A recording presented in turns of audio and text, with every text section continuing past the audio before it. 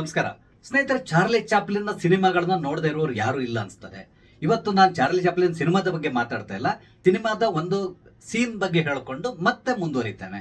ನಾನಂತೂ Charlie Chaplin almost ಎಲ್ಲಾ ಫಿಲ್ಮ್ಗಳನ್ನ ಕೂಡ ನೋಡಿದ್ದೇನೆ. ಯಾಕಂತ ಹೇಳಿದ್ರೆ ನಿಮ್ಗೆ ನಗಬೇಕು ಅಂತ ಹೇಳಿದ್ರೆ ಚಾರ್ಲಿ ಚಾಪ್ಲಿನ್ ಸಿನಿಮಾಗಳನ್ನ ನೋಡ್ಬೇಕು. ಒಂದು ಅತ್ಯುತ್ತಮವಾದ ಸಿನಿಮಾ ದಿ ಗ್ರೇಟ್ ಡಿಕ್ಟೇಟರ್ ಅಂತೇಳಿ. ಈ ಗ್ರೇಟ್ ಡಿಕ್ಟೇಟರ್ ಸಿನಿಮಾದಲ್ಲಿ ಒಂದು ಸೀನ್ ಬರ್ತದೆ. ಅದೇನು ಅಂತ ಹೇಳಿದ್ರೆ, ಚಾರ್ಲಿ ಚಾಪ್ಲಿನ್ ಆ ಸಿನಿಮಾದಲ್ಲಿ ಓರ್ವ ಸೈನಿಕನಾಗಿರ್ತಾನೆ, ಯುದ್ಧದಲ್ಲಿ ಭಾಗವಹಿಸ್ತಾ ಇರ್ತಾನೆ. ಫಿರಂಗಿಗಳಿರ್ತದಲ್ಲ, ಫಿರಂಗಿಗೆ ಬಾಂಬ್ಗಳನ್ನ ಲೋಡ್ ಮಾಡ್ತಾರೆ.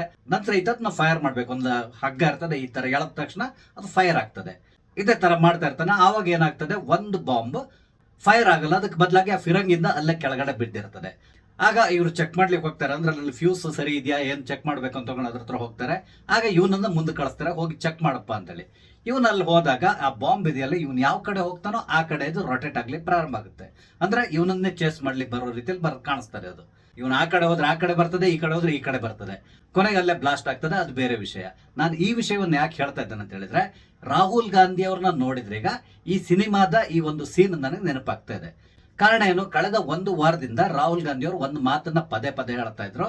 ಈ ಇಲೆಕ್ಷನ್ ಕಮಿಷನ್ ಯಾವ ರೀತಿ ಬಿಜೆಪಿ ಪರವಾಗಿ ಕೆಲಸ ಮಾಡ್ತಾ ಇದೆ ಅನ್ನೋದ್ರ ಬಗ್ಗೆ ನಾವೊಂದು ಸಂಪೂರ್ಣವಾದಂತಹ ಒಂದು ರಿಸರ್ಚ್ ಮಾಡಿದ್ದೇವೆ. ಇದಕ್ಕೆ ಸಂಬಂಧಪಟ್ಟಂತಹ ಒಂದು ಬಹುದೊಡ್ಡದಾದಂತಹ ಸಾಕ್ಷ್ಯಗಳು ನಮ್ಗೆ ಸಿಕ್ಕಿದೆ. ಕಳೆದ ಲೋಕಸಭಾ ಚುನಾವಣೆಯಲ್ಲಿ ಇಲೆಕ್ಷನ್ ಕಮಿಷನ್ ಬಿಜೆಪಿಗೆ ಸಪೋರ್ಟ್ ಆಗಿ ನಿಲ್ತು. ಆದ್ರಿಂದಾಗಿ ನಾವು ಚುನಾವಣೆಯಲ್ಲಿ ಸೋತ್ವಿ. ಇಲ್ಲದಿದ್ರೆ ಕನಿಷ್ಠ ಒಂದು 15-20 ಸ್ಥಾನಗಳಲ್ಲಿ ಬಿಜೆಪಿ ಸೋಲ್ತಾ ಇತ್ತು. ಆ ಸ್ಥಾನಗಳನ್ನ ನಾವು ಗೆಲ್ತಾ ಇದ್ವಿ. ಆದ್ರೆ ಆ ಕ್ಷೇತ್ರಗಳಲ್ಲಿ ನಾವು ಸೋಲುವಂತ ಇತ್ತು. ಅದಕ್ಕೆ ಕಾರಣ ಇಲೆಕ್ಷನ್ ಕಮಿಷನ್ ಅಂದ್ರೆ ಚುನಾವಣಾ ಆಯೋಗ ಬಿಜೆಪಿ ಜೊತೆ ಕೈ ಜೋಡಿಸಿ ಈ ಮತಪಟ್ಟಿಯಲ್ಲಿ ಬಹಳಷ್ಟು ಗೋಲ್ಮಾಲ್ಗಳನ್ನ ಮಾಡಿದೆ. ಆ ಮುಖಾಂತರ ನಮ್ಮನ್ನ ಸೋಲಿಸಲಿಕ್ಕೆ ಇಲೆಕ್ಷನ್ ಕಮಿಷನ್ ಬಿಜೆಪಿ ಜೊತೆ ಕೈ ಜೋಡಿಸಿದೆ. ಈ ರೀತಿಯಾದಂತಹ ಹೇಳಿಕೆಗಳನ್ನ ಕೊಡ್ತಾನೆ ಇದ್ರು. ಹಾಗೇನೆ ಇದಕ್ಕೆ ಸಂಬಂಧಪಟ್ಟಂತ ಒಂದು ಸಂಪೂರ್ಣವಾದಂತಹ ರಿಪೋರ್ಟ್ ನಮ್ಮ ಹತ್ರ ತಯಾರಾಗಿದೆ. ನಾವು ಬೆಂಗಳೂರಿನ ಸೆಂಟ್ರಲ್ ಕ್ಷೇತ್ರದ ಒಂದು ಸಂಪೂರ್ಣವಾದಂತಹ ರಿಪೋರ್ಟ್ ನ ರೆಡಿ ಮಾಡಿದ್ವಿ. ಅದರಲ್ಲಿ ಮುಖ್ಯವಾಗಿ ಮಹಾದೇವಪುರ ಕ್ಷೇತ್ರದಲ್ಲಿ ಏನೆಲ್ಲ ಗೋಲ್ಮಾಲ್ ಆಗಿದೆ ಅದಕ್ಕೆ ಸಂಬಂಧಪಟ್ಟಂತ ಎಲ್ಲಾ ಪಟ್ಟಿ ನಮ್ಮ ಹತ್ರ ಇದೆ. ಆ ಕ್ಷೇತ್ರದಲ್ಲಿ ಎಷ್ಟು ಫೇಕ್ ವೋಟರ್ಸ್ ಈ ಚುನಾವಣೆಯಲ್ಲಿ ಮತವನ್ನ ಚಲಾಯಿಸಿದ್ದಾರೆ, ಈ ರೀತಿಯಾದಂತಹ ಸಂಪೂರ್ಣ ಡೀಟೇಲ್ಸ್ ನನ್ನ ಹತ್ರ ಇದೆ ಅಂತ ಹೇಳ್ತಾ ಇದ್ರು. ಇದು ಒಂದ್ ರೀತಿ ಆಟಂ ಬಾಂಬ್ ತರ ಇದೆ.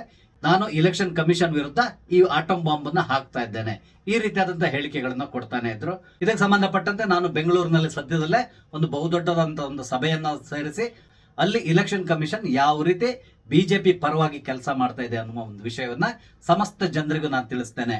ಆ ಮುಖಾಂತರ ಭಾರತದಲ್ಲಿ ಚುನಾವಣಾ ಆಯೋಗ ಬಿಜೆಪಿ ಏಜೆಂಟ್ ಆಗಿ ಕೆಲಸ ಮಾಡ್ತಾ ಇರೋದನ್ನ ನಾನು ಜನರ ಸಮ್ಮುಖದಲ್ಲಿ ಇಡ್ತೇನೆ, ಈ ರೀತಿಯಾದಂತಹ ಹೇಳಿಕೆಗಳನ್ನ ಕೊಡ್ತಾನೆ ಇದ್ರು. ಅದಕ್ಕೆ ದಿನ ಕೂಡ ಫಿಕ್ಸ್ ಆಗಿತ್ತು. ಆಕ್ಚುಲಿ ಮೊನ್ನೆ 5ನೇ ತಾರೀಕು ಆಗ್ಬೇಕಿತ್ತು, ಆದ್ರೆ ಶಿಬು ಸೊರೇನ್ ತೀರ್ಕೊಂಡಿದ್ರಿಂದಾಗಿ ಇವತ್ತಿಗೆ ಪೋಸ್ಟ್ಪೋನ್ ಆಗಿತ್ತು. ಆದ್ರೆ ಇದಕ್ಕಿಂತ ಮೊದಲು ನಿನ್ನೆನೆ ರಾಹುಲ್ ಗಾಂಧಿ ಅವರು ದೆಹಲಿಯಲ್ಲಿ ಒಂದು ದೊಡ್ಡದೊಂದು ಪತ್ರಿಕಾಗೋಷ್ಠಿಯನ್ನ ಕರೆದ್ರು. ಆ ಪತ್ರಿಕಾಗೋಷ್ಠಿಯಲ್ಲಿ ಒಂದು ಬ್ಯೂಟಿಫುಲ್ ಆಗಿರುವಂತಹ ಪವರ್ ಪಾಯಿಂಟ್ ಪ್ರೆಸೆಂಟೇಷನ್ ಕೂಡ ಕೊಟ್ಟರು ಪತ್ರಕರ್ತರ ಸಮ್ಮುಖದಲ್ಲಿ. ಈ ಪ್ರೆಸೆಂಟೇಷನ್ ನಲ್ಲಿ ಯಾವ ರೀತಿಯಾಗಿ ಇಲೆಕ್ಷನ್ ಕಮಿಷನ್ ಫೇಕ್ ಮತದಾರರನ್ನ ಸೇರಿಸ್ತಾ ಇದೆ, ಒಂದೇ ಅಡ್ರೆಸ್ ನಲ್ಲಿ ಹಲವಾರು ಮತದಾರರು ಇರ್ತಾ ಇದ್ದಾರೆ, ಅದೇ ರೀತಿಯಲ್ಲಿ ಕೊನೆ ಕ್ಷಣದಲ್ಲಿ ಒಂದಿಷ್ಟು ಮತದಾರರನ್ನ ಸೇರಿಸ್ತಾ ಇದ್ದಾರೆ. ಆ ಮುಖಾಂತರ ಚುನಾವಣೆಯಲ್ಲಿ ಕಾಂಗ್ರೆಸ್ ಸೋಲಿಕ್ಕೆ ಬಿಜೆಪಿಗೆ ಸಹಾಯ ಮಾಡ್ತಾ ಇದೆ. ಈ ರೀತಿಯಾಗಿ ಅಲ್ಲಿ ಪ್ರೆಸೆಂಟೇಷನ್ ನ ಕೊಟ್ಟರು. ನೀವು ಕೂಡ ನೋಡಿರ್ಬಹುದು ಯಾವ ರೀತಿಯಾಗಿ ಪ್ರೆಸೆಂಟೇಷನ್ ನ ಕೊಟ್ಟರು ಅಂತ ಹೇಳ್ಕೊಂಡು. ಇಲ್ಲಿ ರಾಹುಲ್ ಗಾಂಧಿ ಅವರು ಈ ರೀತಿಯಾಗಿ ಪುಂಖಾನುಪುಂಖವಾಗಿ ಇಲೆಕ್ಷನ್ ಕಮಿಷನ್ ವಿರುದ್ಧವಾಗಿ ಪತ್ರಿಕಾಗೋಷ್ಠಿಯನ್ನ ನಡೆಸಿ ಒಂದು ಬಂಡಲ್ ಮತದಾರರ ಲಿಸ್ಟ್ ನ ಹಿಡ್ಕೊಂಡು ಎಲ್ಲ ತೋರಿಸ್ತಾ ಇದ್ರು. ಒಂದು ದೊಡ್ಡದಾದಂತಹ ಸ್ಕ್ರೀನ್ ನಲ್ಲಿ ಅವರ ಹೆಸರುಗಳು, ವೋಟರ್ ಐಡಿ ಡಿಸ್ಪ್ಲೇ ಆಗ್ತಾ ಇತ್ತು. ನಂತರ ಅವ್ರು ಯಾವ ರಾಜ್ಯದಲ್ಲಿ ಈ ಬಾರಿ ವೋಟನ್ನ ಹಾಕಿದ್ದಾರೆ, ಈ ರೀತಿಯಾದಂತಹ ಫುಲ್ ಡೀಟೇಲ್ಸ್ ನ ಕೊಡ್ತಾ ಇದ್ರು. ಕೆಲವರು 4-5 ಕ್ಷೇತ್ರಗಳಲ್ಲಿ ತಮ್ಮ ಹೆಸರನ್ನು ನೋಂದಾಯಿಸಿಕೊಂಡಿದ್ದಾರೆ. ಅಲ್ಲಿ ಎಲ್ಲ ಕಡೆ ಹೋಗಿ ಇವರು ಬಿಜೆಪಿಗೆ ಮತವನ್ನ ಚಲಾಯಿಸಿದ್ದಾರೆ ಅಂತೇಳಿ ಹೇಳ್ತಾ ಇದ್ದಾರೆ. ಆದ್ರೆ ಇಲ್ಲಿ ಆಶ್ಚರ್ಯ ಆಗೋದೇನು ಅಂತ ಹೇಳಿದ್ರೆ, ಇವರು ಬಿಜೆಪಿಗೆ ವೋಟನ್ನು ಹಾಕಿದ್ದಾರೆ ಅಂತ ಹೇಳ್ಕೊಂಡು ರಾಹುಲ್ ಗಾಂಧಿ ಅವರು ಯಾವ ರೀತಿ ಹೇಳ್ತಾರೋ ಗೊತ್ತಿಲ್ಲ. ಅದೇನೇ ಇರಲಿ, ಈ ರೀತಿಯಾಗಿ ಚುನಾವಣಾ ಆಯೋಗದ ವಿರುದ್ಧ ರಾಹುಲ್ ಗಾಂಧಿ ಅವರು ಅಪಾದನೆಯನ್ನು ಮಾಡ್ತಾ ಇರುವ ಸಂದರ್ಭದಲ್ಲೇ ಚುನಾವಣಾ ಆಯೋಗ ಕೂಡ ಈ ಸಂದರ್ಭದಲ್ಲಿ ಇವರ ಈ ಒಂದು ಪತ್ರಿಕಾಗೋಷ್ಠಿಯನ್ನ ನೋಡ್ತಾನೆ ಕೂತ್ಕೊಂಡಿತ್ತು. ಇನ್ನೂ ಇವರು ಪತ್ರಿಕಾಗೋಷ್ಠಿ ಕಂಪ್ಲೀಟ್ ಆಗಿಲ್ಲ. ಅದಕ್ಕಿಂತಲೂ ಮೊದಲೇ ಚುನಾವಣಾ ಆಯೋಗ ಒಂದು ಟ್ವೀಟ್ ನ ಮಾಡ್ತು. ಆ ಟ್ವೀಟ್ ನಲ್ಲಿ ಏನ್ ಹೇಳಿದ್ರು ಅಂತ ಹೇಳಿದ್ರೆ, 2024 ನವೆಂಬರ್ ನಲ್ಲೇ ನಾವೊಂದು ಡ್ರಾಫ್ಟ್ ಅಂದ್ರೆ ವೋಟರ್ ಲಿಸ್ಟ್ ರೆಡಿ ಮಾಡ್ತಾರಲ್ಲ, ಅದರ ಡ್ರಾಫ್ಟ್ ನ ಎಲ್ಲಾ ರಾಜಕೀಯ ಪಕ್ಷಗಳಿಗೂ ಕಳಿಸ್ಕೊಟ್ಟಿದ್ದೇವೆ. ಅದೇ ರೀತಿಯಲ್ಲಿ ಕಾಂಗ್ರೆಸ್ ಪಕ್ಷಕ್ಕೆ ಕೂಡ ಕಳಿಸ್ಕೊಟ್ಟಿದ್ದೇವೆ. ಈ ಒಂದು ಕರಡು ಪ್ರತಿಯನ್ನ ಇಟ್ಕೊಂಡು ನೀವು ಚೆಕ್ ಮಾಡಿ, ನಿಮ್ದೇನಾದ್ರು ಅಬ್ಜೆಕ್ಷನ್ ಇದ್ರೆ ಅಂದ್ರೆ ಈ ಮತದಾರರ ಪಟ್ಟಿಯಲ್ಲಿ ಏನಾದ್ರೂ ವ್ಯತ್ಯಾಸಗಳಾಗಿದ್ದಿದ್ರೆ ಅದನ್ನ ನೋಟ್ ಮಾಡ್ಕೊಂಡು ನಮ್ಗೆ ತಿಳಿಸಿ ಅಂತ ಹೇಳ್ಕೊಂಡು ಕೂಡ ನಾವು ಹೇಳಿದ್ವಿ. ಆದ್ರೆ ಕಾಂಗ್ರೆಸ್ ಪಕ್ಷ ಯಾವುದೇ ರೀತಿಯಾದಂತಹ ರೆಸ್ಪಾಂಡ್ ಮಾಡಲಿಲ್ಲ.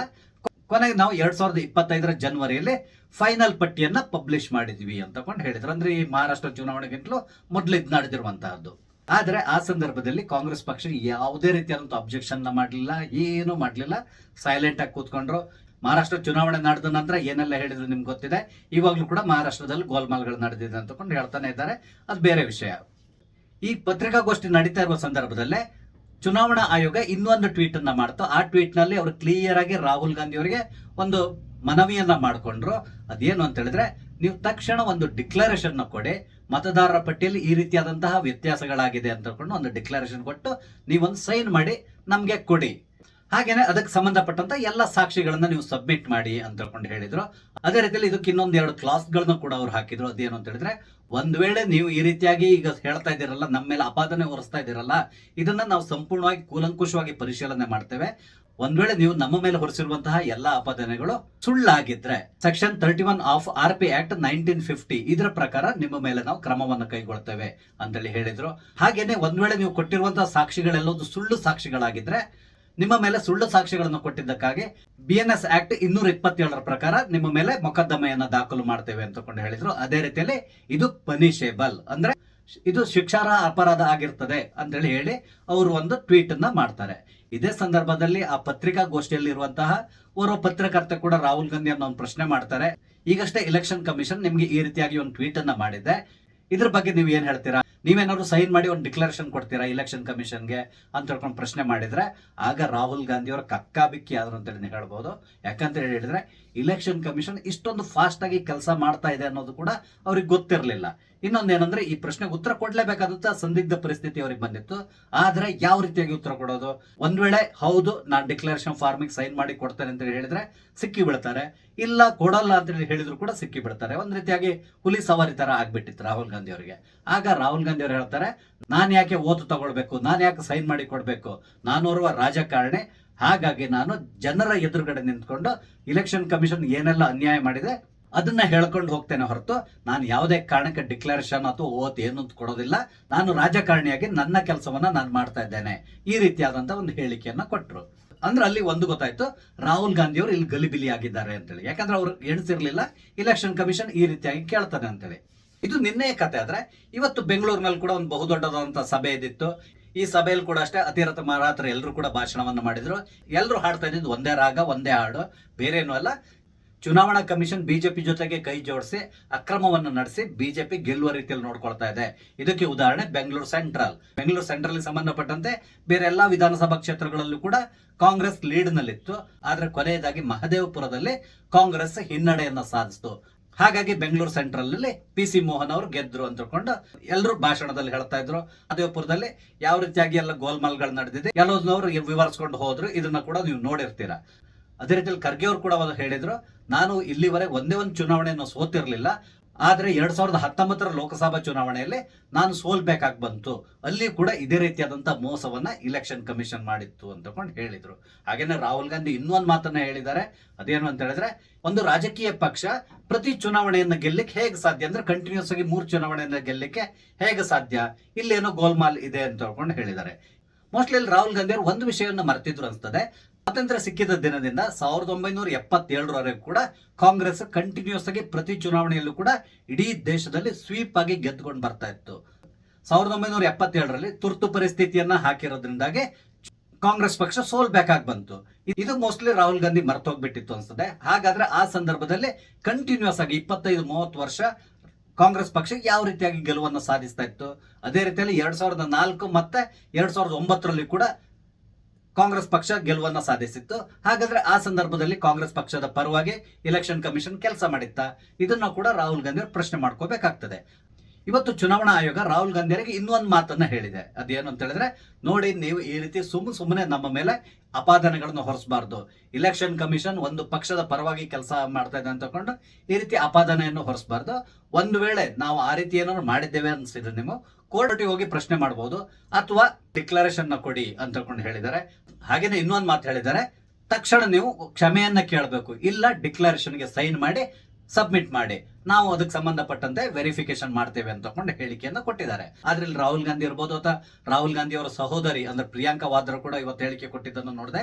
ಯಾಕೆ ಸೈನ್ ಮಾಡಬೇಕು, ಯಾಕೆ ಡಿಕ್ಲರೇಷನ್ ಕೊಡಬೇಕು, ನಾವು ಜನಪ್ರತಿನಿಧಿಗಳು, ನಾವು ಏನ್ ಹೇಳಿದ್ರು ನಡೀತದೆ, ಈ ರೀತಿಯಾಗಿ ಹೇಳಿಕೆಗಳನ್ನ ಕೊಡ್ತಾ ಇದ್ದಾರೆ. ಅಂದ್ರೆ ಯಾವುದೇ ಕಾರಣಕ್ಕೆ ರಾಹುಲ್ ಗಾಂಧಿ ಸೈನ್ ಮಾಡ್ಲಿಕ್ಕೆ ತಯಾರಿಲ್ಲ. ಆದ್ರೆ ಇಡೀ ದೇಶದ ತುಂಬಾ ಸಭೆಗಳನ್ನ ನಡೆಸಿ ಈ ರೀತಿಯಾದಂತಹ ಆರೋಪಗಳನ್ನ ಇಲೆಕ್ಷನ್ ಕಮಿಷನ್ ಮೇಲೆ ಮಾಡ್ಕೊಂಡು ಹೋಗ್ಲಿಕ್ಕೆ ತಯಾರಿದ್ದಾರೆ. ಅಂದ್ರೆ ಪ್ರತಿ ಚುನಾವಣೆಯಲ್ಲೂ ಕೂಡ ಅಷ್ಟೇ ಚುನಾವಣಾ ಆಯೋಗ ಬಿಜೆಪಿ ಜೊತೆಗೆ ಕೈ ಜೋಡಿಸ್ಕೊಂಡು ಈ ಚುನಾವಣೆಗಳನ್ನ ನಡೆಸ್ತಾ ಇದೆ. ಚುನಾವಣಾ ಆಯೋಗ ಬಿಜೆಪಿಯ ಕೈಗೊಂಬೆ ಆಗಿದೆ, ಅವರ ಏಜೆಂಟ್ ತರ ಕೆಲಸ ಮಾಡ್ತಾ ಇದೆ.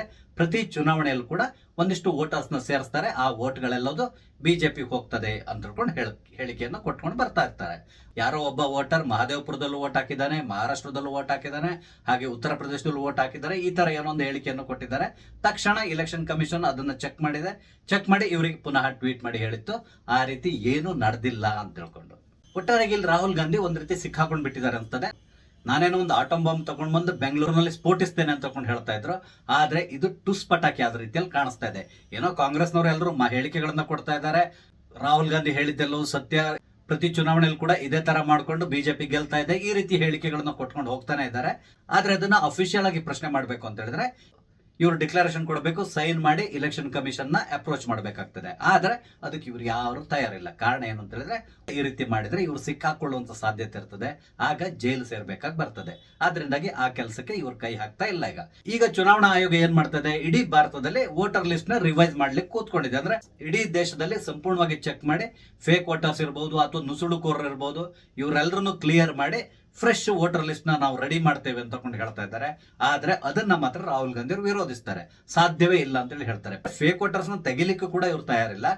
ಚುನಾವಣಾ ಆಯೋಗದ ಮೇಲೆ ಕಂಪ್ಲೇಂಟ್ ಮಾಡೋದನ್ನು ಕೂಡ ಇವ್ರು ನಿಲ್ಸೋದಿಲ್ಲ. ಇಲ್ಲಿ ಒಂದೊಂದು ನಮ್ಗೆ ಅರ್ಥ ಆಗ್ತದೆ, ಅದೇನು ಅಂತ ಹೇಳಿದ್ರೆ ಕುಣಿಲಿಕ್ ಬಾರದೇದನ್ನು ರಂಗಸ್ಥಳದ ಏರ್ ತಗ್ಗಿದೆ ಅಂತ ಹೇಳಿ ಹೇಳಿದಂತೆ ಅದೇ ರೀತಿಯಲ್ಲಿ ರಾಹುಲ್ ಗಾಂಧಿ ಅವರ ಪರಿಸ್ಥಿತಿ ಆಗಿದೆ. ಇವರಿಗೆ ಚುನಾವಣೆಯನ್ನ ಗೆಲ್ಲಿಕ್ ಸಾಧ್ಯ ಆಗ್ತಾ ಇಲ್ಲ. ಕಾರಣ ಏನು ಅನ್ನೋದನ್ನು ಹುಡುಕೋದನ್ನ ಬಿಟ್ಟು ಈ ರೀತಿಯಾಗಿ ಚುನಾವಣಾ ಆಯೋಗವೇ ನಮ್ಮನ್ನ ಸೋಲಿಸ್ತಾ ಇದೆ ಅಂತ ಹೇಳಿ ಹೇಳ್ತಾರೆ. ಪ್ರತಿ ಚುನಾವಣೆಯಲ್ಲಿ ಕೂಡ ಅಷ್ಟೇ ಇವರು ಸೋತಾಗ ಚುನಾವಣಾ ಆಯೋಗವನ್ನ ಬೈತಾರೆ, ಒಂದ್ ವೇಳೆ ಗೆದ್ರೆ ಸೈಲೆಂಟ್ ಆಗಿರ್ತಾರೆ. ಇಷ್ಟು ದಿನ ಇವಿಎಂ ಬಗ್ಗೆ ಮಾತಾಡ್ತಾ ಇದ್ರು, ಈಗ ಮತದಾರರ ಪಟ್ಟಿಯ ಬಗ್ಗೆ ಮಾತಾಡ್ಲಿ ಶುರು ಮಾಡಿದ್ದಾರೆ. ಮುಂದೆ ಯಾವ್ದ್ರ ಬಗ್ಗೆ ಮಾತಾಡ್ತಾರೋ ಗೊತ್ತಿಲ್ಲ. ಒಂದಂತೂ ರಾಹುಲ್ ಗಾಂಧಿ ಅವರು ಕ್ಲಿಯರ್ ಆಗಿ ಅರ್ಥ ಮಾಡ್ಕೋಬೇಕು, ಯಾವುದೇ ರಾಜಕೀಯ ಪಕ್ಷವಾಗ್ಲಿ ಅವ್ರ ಮೇಲೆ ಜನರು ನಂಬಿಕೆ ಕಳ್ಕೊಂಡಾಗ ಅವರಿಗೆ ಯಾರು ವೋಟ್ ಹಾಕೋದಿಲ್ಲ. ಒಂದ್ ವೇಳೆ ಯಾರು ವೋಟ್ ಹಾಕಿಲ್ಲ ಅಂದ್ರೆ ಅವ್ರು ಗೆಲ್ಲೋದಿಲ್ಲ. ಇದನ್ನ ರಾಹುಲ್ ಗಾಂಧಿ ಅವರು ಮೊದಲು ಅರ್ಥ ಮಾಡ್ಕೋಬೇಕಾಗಿದೆ. ಕಾಂಗ್ರೆಸ್ ಪಕ್ಷ ಎಲ್ಲಿ ತಪ್ಪು ಮಾಡ್ತಾ ಇದೆ ಅದನ್ನ ಅರ್ಥ ಮಾಡ್ಕೊಂಡ್ರೆ ಈ ಸಮಸ್ಯೆಗಳು ಖಂಡಿತವಾಗಿ ಇರೋದಿಲ್ಲ. ನೋಡೋಣ ಮುಂದಿನ ದಿನಗಳಲ್ಲಿ ಏನೆಲ್ಲ ಆಗ್ತದೆ ಅಂತೇಳಿ. ರಾಹುಲ್ ಗಾಂಧಿ ಅವರು ಒಟ್ಟಾರೆ ಮೇಲೆ ಈಗ ಅಡಕತ್ತರಿಯಲ್ಲಿ ಸಿಕ್ಕಾಕೊಂಡಿದ್ದಾರೆ. ಎಸ್ ಅಂದ್ರೂ ಕಷ್ಟ, ನೋ ಅಂದ್ರೂ ಕಷ್ಟ, ಎರಡು ರೀತಿಯಾದಂತಹ ಸಮಸ್ಯೆಯಲ್ಲಿ ರಾಹುಲ್ ಗಾಂಧಿ ಸಿಕ್ಕಿ ಬಿದ್ದಿದ್ದಾರೆ. ನೋಡೋಣ ಈ ಒಂದು ಸಂಕಷ್ಟದಿಂದ ರಾಹುಲ್ ಗಾಂಧಿ ಅವರು ಹೇಗೆ ಹೊರಗೆ ಬರ್ತಾರೆ, ಅಥವಾ ಪುನಃ ಇದೇ ಕಥೆಯನ್ನ ಹೇಳ್ಕೊಂಡು ಇಡೀ ದೇಶದಾದ್ಯಂತ ಸುತ್ತಾಡ್ತಾರ, ಕಾದ್ ನೋಡ್ಬೇಕಾಗಿದೆ. ಸ್ನೇಹಿತರೆ, ರಾಹುಲ್ ಗಾಂಧಿ ಅವರು ಮಾಡ್ಕೊಂಡಿರುವಂತಹ ಈ ಒಂದು ಸಮಸ್ಯೆ ಬಗ್ಗೆ ನಿಮ್ಗೆ ಏನಂತದೆ ದಯವಿಟ್ಟು ಕಮೆಂಟ್ ಮುಖಾಂತರ ತಿಳಿಸಿ. ವಿಡಿಯೋನ ಲೈಕ್ ಮಾಡಿ, ಶೇರ್ ಮಾಡಿ, ಹಾಗೆ ದಯವಿಟ್ಟು ನನ್ನ ಚಾನಲ್ ಸಬ್ಸ್ಕ್ರೈಬ್ ಮಾಡಿ. ನಮಸ್ತೆ, ಜೈ ಹಿಂದ್.